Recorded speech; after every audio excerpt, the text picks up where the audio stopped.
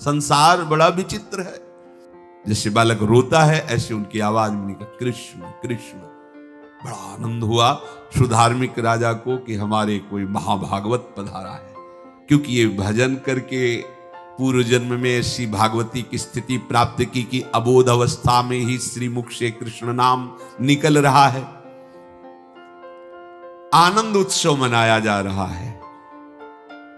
राजा है, राजकुमार प्रकट हुआ, और दूसरी बात वो स्वयं भक्त हैं, और भगवान का ऐसा भक्त जो जन्म लेते ही कृष्ण नाम उच्चारण किया। ये आनंद ज्यादा दिन टिका नहीं। रोज बधाइयां हो रही, आनंद उत्सव मनाए जा रहे। शत्रु पक्ष के राजाओं ने मिलकर कहा यही अवसर है, आक्रमण कर दिया जाए और केरलाधिपति का सब पूरा महल घेर करके कोई एक भी न बचने पावे। शत्रु पक्ष के राजाओं ने घेर लिया, आसपास से राजा और सैनिकों ने घेर लिया। अब वो असावधान थे, आनंद में पुत्र हुआ है, बधाइयां, कोई संभावना ही नहीं थी। गुप्त रूप से शत्रु पक्ष के राजाओं ने आक्रमण करके घेर लिया। अब राजाओं की कई सेनाएं और इनकी असावधानी पूर्वक आनंदमयी वृत्ति में कोई पहले से पता हो तो तैयारी करते, तत्काल आक्रमण को रोकने का प्रयास किया पर असफल रहे। इनके सैनिक भी मारे गए, राजा भी मारे गए, राजमहल को घेर लिया गया, कोई भी एक भी बच के न जाने पावे। तो राजमाता जिनसे चंद्रहास जी का प्रादुर्भाव हुआ था, उन्होंने धाय मां को कहा कि मेरे पुत्र को बचाने में तुम समर्थ हो, मेरे तो प्राण नहीं बचेंगे, अगर ये लोग नहीं मारते तो मैं अपने पति के शव के साथ सती हो जाऊंगी। पहले ऐसी धार्मिक निष्ठा माताओं बहनों में होती थी कि धाय मां ने विचार किया कैसे बचा सकती हूं, आसपास तो सब सैनिक घेरे हुए हैं।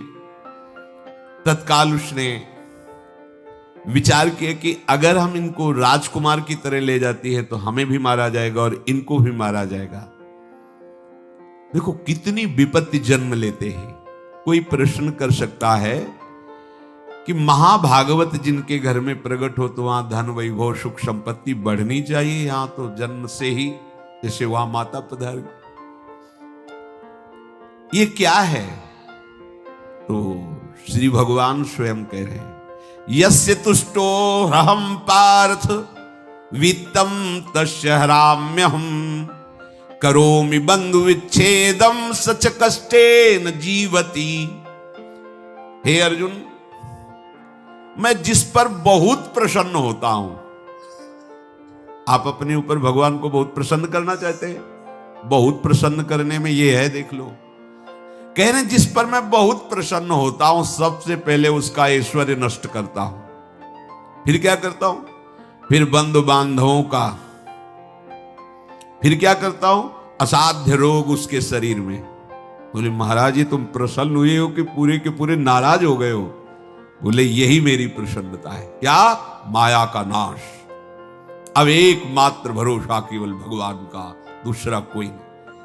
ये सबको पसंद नहीं आएगा, सब तो उस भगवान की भक्ति चाहते हैं कि अगरबत्ती धूप बत्ती तन मन धन सब तेरा स्वामी, क्या लागे मेरा, पर अंदर से कह रहे सब तन मन धन सब मेरा, क्या लागे तेरा।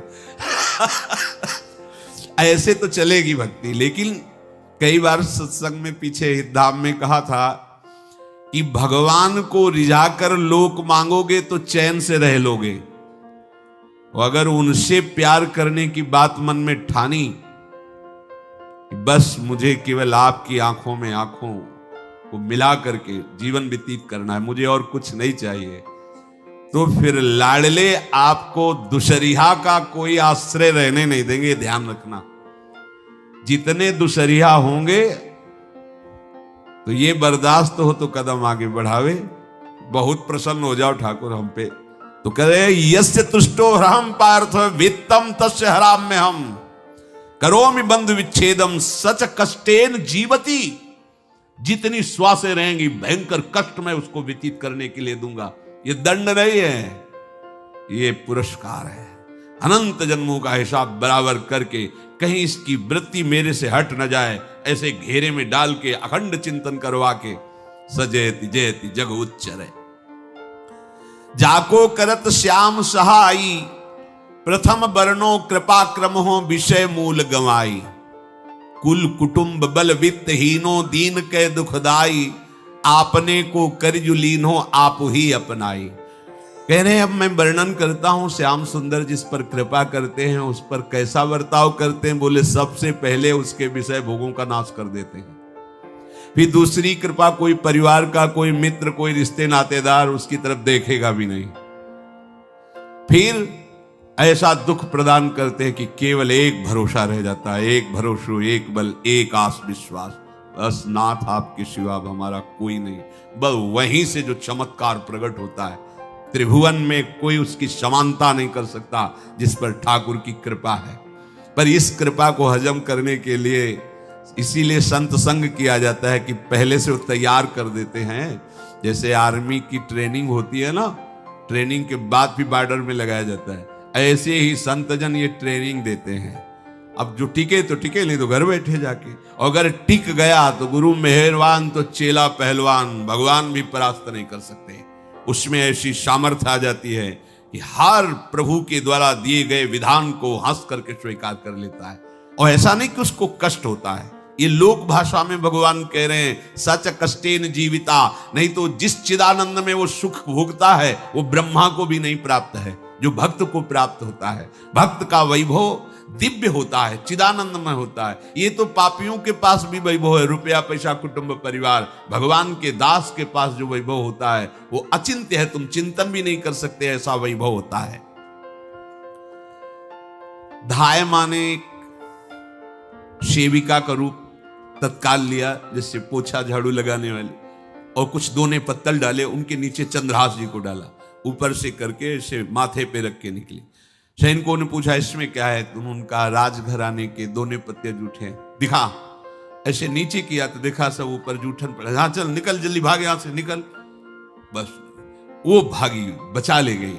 वो कुंतलपुर पहुंची और वहां के जो मंत्री दृष्ट बुद्धि थे उनसे प्रार्थना की कि मैं सेवा कला में बड़ी प्रवीण हूं और ये मेरा पुत्र है, अगर आपकी कृपा हो जाए तो कुछ समय के लिए हम आपकी सेवा में, महल सेवा में रहेंगी और हमारे पुत्र का पालन पोषण हो जाएगा। उनकी परीक्षा ली गई तो राजघराने की सेविका थी, परम प्रवीण थी, पर उन्होंने ये परिचय नहीं बताया। विधि विधान से राज्य की सेवा में प्रवीण दासी पाकर उसको अच्छा लगा, ठीक है आप रह सकती हैं। अभी चंद्रहास जी 3 वर्ष के ही थे कि धायमा पधार गए और ये हर समय कृष्ण कृष्ण कृष्ण कृष्ण कृष्ण नाम इनके चलता रहता था। अब जो उनका दुलार करने वाली थी धायमा, वो भी पधार गई तो कौन उनकी तरफ देखे। पर बहुत ही गौर वर्ण, बड़े ही सुंदर।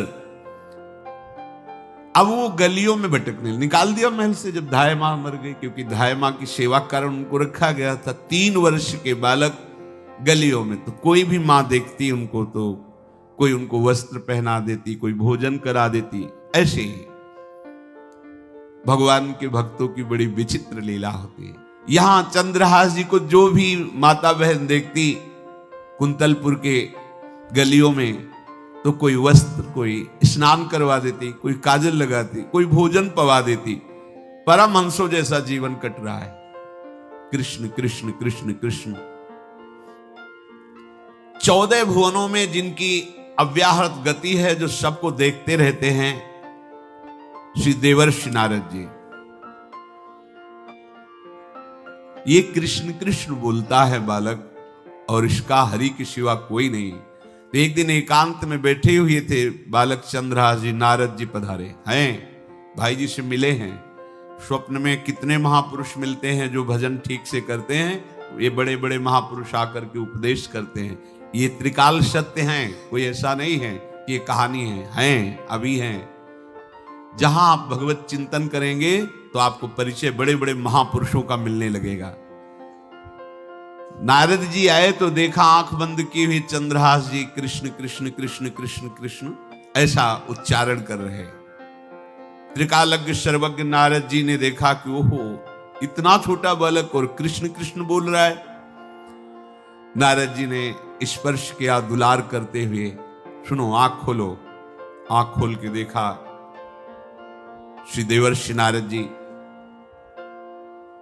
जी ने कहा देखो हम तुमको एक अमोघ वस्तु देते हैं, और एक छोटी सी शालिग्राम की इतनी बड़ी शिव शालिग्राम का जो वो दिया, बोले धो के पी लेना और दिखा के पा लेना, यही तुम्हारी सेवा पद्धति है। अर्थात स्नान करा दिया और जो तुम्हें मिले इनको अर्पित। तो उन्होंने विचार किया कि धोने के लिए, स्नान कराने के लिए पात्र चाहिए, भोग लगाने के लिए पात्र चाहिए। तो जैसे कोई पान की बीड़ी नहीं, तो ऐसे कपोल में शालिग्राम को रखे रहते हैं, कोई पात्र ही नहीं, कोई सिंहासन ही नहीं, यही धुल गए। चरणामृत अंदर जा रहा, जब पाएंगे तो यही पा लेंगे, साइड में ऐसे करके फिर निकाल के धो। यहां कपोल में रखते छोटे से शालिग्राम चंद्रहास जी, और उपदेश किया भगवान के मंत्र का। जब कोई भगवत प्राप्ति के लिए चलता है तो भगवान ही गुरु रूप से प्राप्त होते हैं, वहां तक तुम्हें पहुंचा देते हैं या उन महापुरुष को आपसे मिला देते हैं। जब कोई भगवत प्राप्ति के लिए जहां चलता है तो ये भगवान अपनी तरफ से कृपा करते हैं। ये दृष्ट बुद्धि के जो महल में धायमान ने इनका आश्रय स्वीकार करवाया था, उसके एक पुत्र थे मदन जी, वो बड़े भागवत थे, और एक पुत्री थी जिसका नाम था विषया, वो बड़ी सुंदर थी, अभी छोटी अवस्था की ही थी। मदन जी का स्वभाव था भक्तों को भोजन पवाना। जो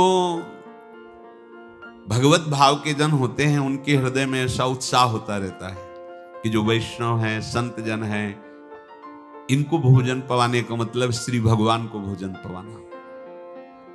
भक्तमाल में भी वर्णन है कि जैसे गर्भवती मां को आप कुछ भी पवाओ तो बालक की पुष्टता अपने आप होती है, ऐसे संतों के हृदय में भगवान विराजमान प्रगट रूप से हैं। जब हम संतों को भगवत भाव से भोग पवाते हैं तो साक्षात भगवान ही पाते हैं। वो मदन थे भगवत भाव के, तो उन्होंने बुलाया बड़े बड़े भक्तों को और ब्राह्मणों को। जब ब्राह्मण और भक्त पा रहे थे तो खेलते खेलते चंद्रहास जी भी वहीं चले गए और उन्होंने भी वहां प्रसाद पाया। अब बड़े बड़े ब्राह्मणों में एक ज्योतिषाचार्य थे। दृष्ट बुद्धि जी ने हाथ जोड़कर प्रणाम किया और अपने परिवार को प्रणाम करवाया और कहा यह हमारी पुत्री है। दृष्ट बुद्धि जी ने कहा आप इसका हाथ देकर बताइए इसको वर कैसा मिलेगा, कैसा ऐश्वर्य होगा। दृष्ट बुद्धि मतलब दुष्ट बुद्धि, ऐसा ही था वो, पर बड़ा विचित्र खेल है। इसकी बुद्धि एकदम विपरीत और पुत्र महाभागवत, भगवान का खेल है। वो भक्ति विरुद्ध और पुत्र भागवत। उन्होंने कहा वर, ऐसे दृष्टि डाली चंद्रहास जी वहीं पार, वो है इसका वर। वो इसे धाय का एक दासी का लड़का हमारी पुत्री का वर बने। बोले शायद आपने ध्यानपूर्वक रेखा नहीं देखी, वो हम देख लिए हैं, यही है तुम्हारी पुत्री का वर। दृष्ट बुद्धि ने विचार किया कि एक भिखमंगा हमारी राजकुमारी पुत्री का दूल्हा बनेगा।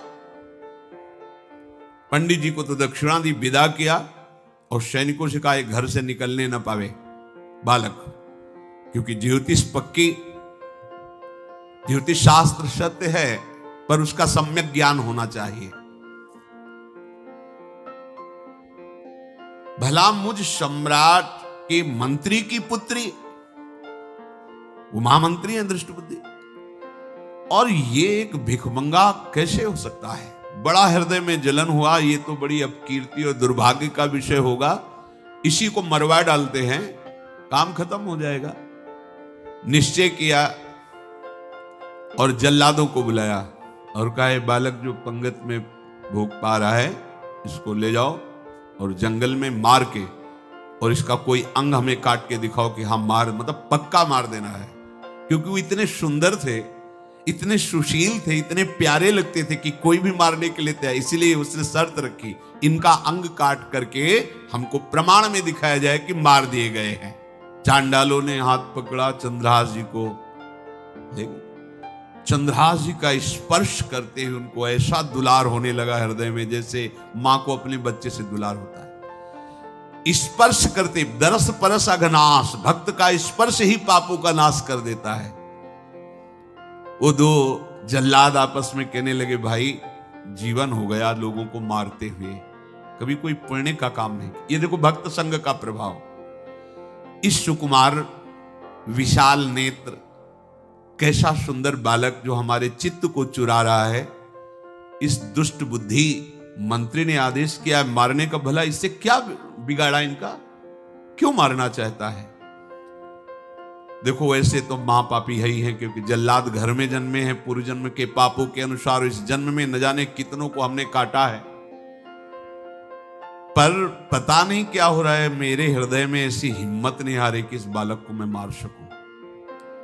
दूसरे ने कहा, फिर अगर उसको तुम नहीं मारोगे तो तुम मारे जाओगे, कुछ तो करना पड़ेगा। नहीं नहीं, इस छोटे से बालक से क्या किसी को नुकसान। एकांत जंगल में ले गए और कहा, तुम जानते हो हम तुम्हें किस लिए बुलाए हैं। चंद्रहास जी बालक थे, 5 वर्ष की आयु अब हो गई थी। तो उनका, मुझे पता नहीं कि आप क्यों लाए हैं। बोले, हम जल्लाद हैं, तुम्हें मारने का हुक्म दृष्ट बुद्धि ने दिया है, मारना तो पड़ेगा ही तुम्हें। हमारी इच्छा नहीं कि मारे, पर हम तुम्हें अंतिम बात पूछते, तुम्हें कुछ भी पसंद हो, कुछ भी, तो तुम कहो, हम तुम्हारे लिए ला के देंगे, जो तुम्हें चाहिए बोलो, पर हमें वध करना पड़ेगा तुम्हारा। तो उनका, मुझे कुछ और नहीं चाहिए, बस थोड़ा सा समय चाहिए। यदि आप मारना ही चाहते हो तो थोड़ा हमारी पूजा है हम कर ले, इसके बाद मार लीजिए। आपको तो बल है, अस्त्र हैं, मैं तो बालक हूं। उनका, हां हम तुम्हें समय देते, तुम किसी को पुकार भी सकते हो, जो तुम करना चाहो कर सकते हो। चंद्रहास जी का, मुझे मृत्यु का भय नहीं, बस कुछ समय दे दी। पूरा महाभारत हो गया था, टिटिहरी के अंडे नहीं फूटे थे।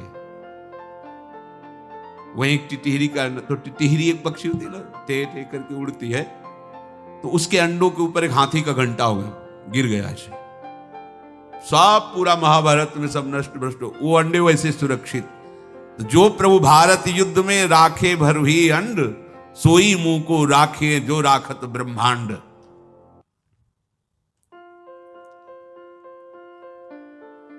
मैं तो अनाथ हूं, श्री कृष्ण के सिवा कोई मेरा है नहीं, मैं किसको पुकारूं। मेरा आश्रय तो एकमात्र वही प्रभु हैं। और निकाला शालिग्राम, यही सिंहासन है शालिग्राम का। भगवान के भक्तों की अपार महिमा है।